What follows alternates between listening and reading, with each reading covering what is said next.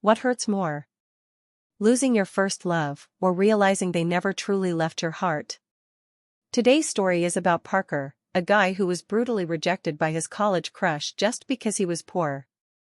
But that exact heartbreak became the fire that pushed him to the absolute top.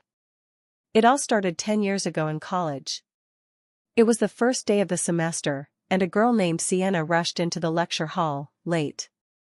The professor was furious and punished the entire class. But amongst all the groans and annoyed whispers, Parker couldn't take his eyes off her. She was breathtaking. Later that afternoon, Parker found himself sitting right across from Sienna on the city bus.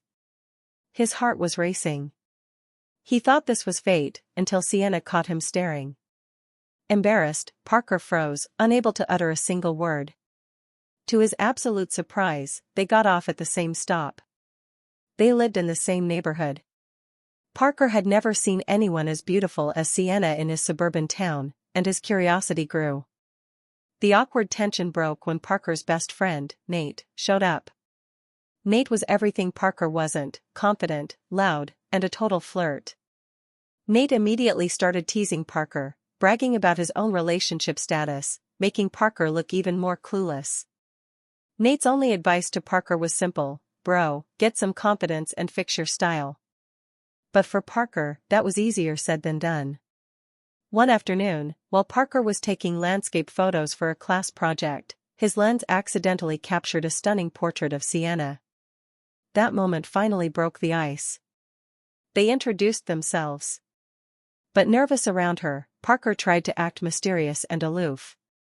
That fake confidence shattered when Sienna suddenly decided to trespass into an old, creepy, abandoned house. Panicking, Parker warned her it was illegal.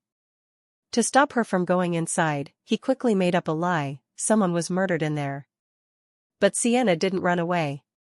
Instead, she looked at the decaying house and said something that changed everything for Parker. She said, "If a place has a dark past, I want to turn it into a symbol of beauty and happiness. A place full of good memories." They ended up spending weeks cleaning that old house together, planting flowers in the yard. Their bond grew deeper. One day, Parker built up the courage to ask if she had a boyfriend. Sienna playfully shot back, "Why, do you want to be the one?" Blushing, Parker panicked and changed the question, asking if she liked anyone. Sienna's eyes lit up, but not for Parker. She started gushing about a senior named Ethan. He was tall, handsome, rich, a genius architecture student, every girl's dream. Parker tried to joke, saying, "Hey, I'm an engineering student too." But Sienna just laughed and teased him, saying that Ethan lived in a completely different world of luxury, and Parker was way too simple and innocent to match that. She meant it as a light-hearted joke, but deep down, it still stung Parker's pride. Desperate to win her over, Parker gathered his courage and asked Sienna out on a date before summer break. They walked along the old train tracks, laughing.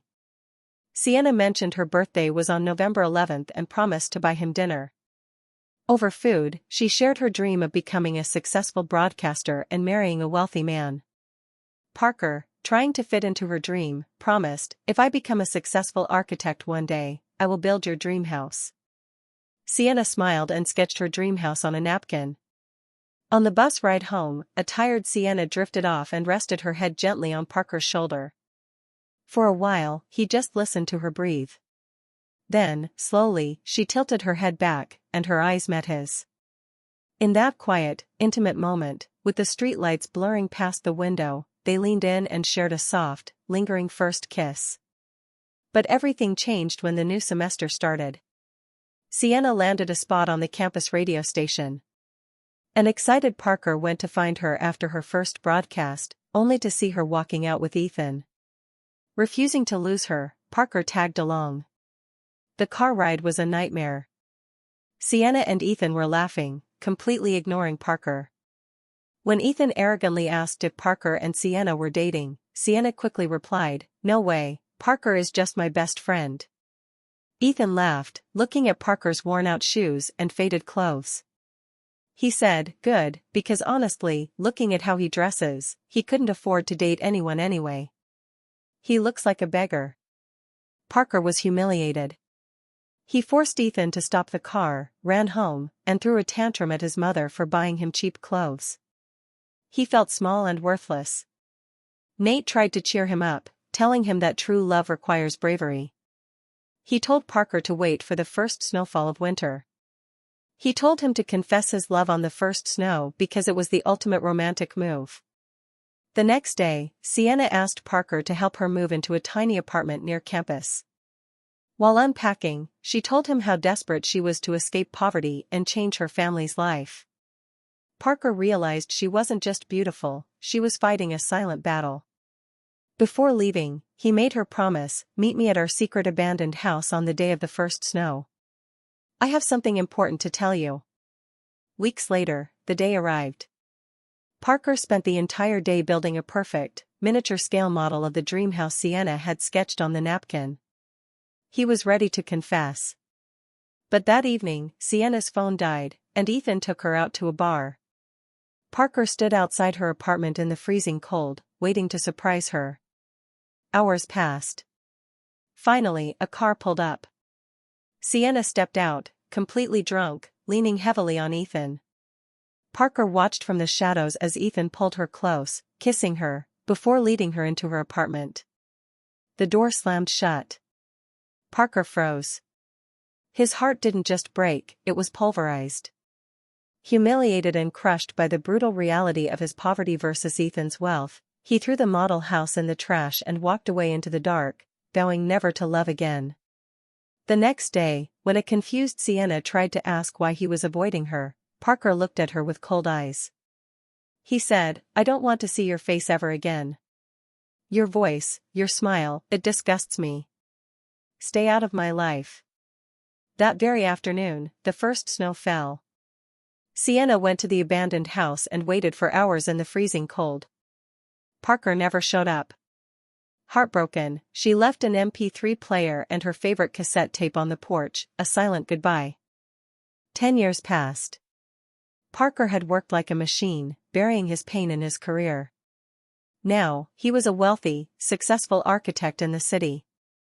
He had a beautiful fiancée named Vanessa, and a luxurious life.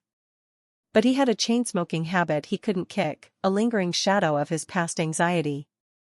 One day, a wealthy client requested him specifically to design a house on a beautiful coastal island. When the client walked into his office, Parker's breath hitched. It was Sienna. Sienna was elegant, wealthy, and poised. She wanted Parker to rebuild her old family home. Parker initially refused, the buried anger rushing back. But his business partner forced him to take the project. During a meeting at a cafe, Parker bitterly asked about her life. Sienna calmly revealed she had married a wealthy businessman, just like she always wanted. She told him money was no object, she would pay whatever he asked. The bitterness in Parker boiled over. Seeing her live the wealthy dream while he was just a ghost from her past made him furious. He abruptly tried to cancel the contract. But Sienna begged him, revealing the truth: her father was terminally ill, and her only wish was to let him spend his final days in a beautiful house, listening to her play the piano. Parker relented and poured his soul into the house. As they worked together, the walls between them began to crumble. One evening, a tearful Sienna made a heartbreaking confession. She said, "I divorced my husband a year ago, Parker. I never loved him. I married him for safety and money, and my life has been empty ever since. I'm a broken woman." Parker didn't say a word. He just held her tightly as she cried, promising to finish the house. Weeks later, the house was finally complete. It was magnificent. As Parker was packing his blueprints to leave for his upcoming wedding with Vanessa, he found an old box in the corner of the room. Inside was the miniature-scale model house he had built for her 10 years ago. She had kept it all this time. Confronting her, Parker's decade-long anger finally erupted. He shouted, "Why did you keep this after what you did with Ethan?" Sienna burst into tears and replied, "Ethan took advantage of me because I was drunk that night. I fought him off, I slapped him, and I locked myself in my room. I was terrified, Parker. I prayed you would come and save me, but the next day, you just looked at me with hatred and told me to get out of your life." Parker stood frozen. The reality hit him like a train. All his success, his wealth, his 10 years of burning hatred, it was all built on a terrible, tragic misunderstanding. Sienna looked at him, tears streaming down her face, and whispered, "I tried to hate you, Parker. But I couldn't. Because you were, and always will be, my first love. But life isn't a fairy tale." It was too late. The timeline had moved on. Parker was marrying Vanessa in a week, and Sienna had to take care of her father. They shared one last, lingering look at the house they had built together, a monument to a love that could have been. Months later, in America, Parker received a package from the island. Inside was the old MP3 player and the cassette tape Sienna had left in the snow 10 years ago. Attached was a note from Parker, which he had sent back to her before leaving. It read, "Thank you for being my first love. I'm sorry I wasn't brave enough when you needed me the most. I let my pride ruin us. Please, live a beautiful life." They both moved forward, carrying a piece of each other forever, bound by a house made of forgotten promises. If this story touched your heart, don't forget to like, share, and subscribe to the channel. Red Heart. Tell us in the comments, what hurts more, losing your first love, or realizing they never truly left your heart? Your support helps us bring more emotional and inspiring stories to life. Thanks for watching, and we'll see you in the next story.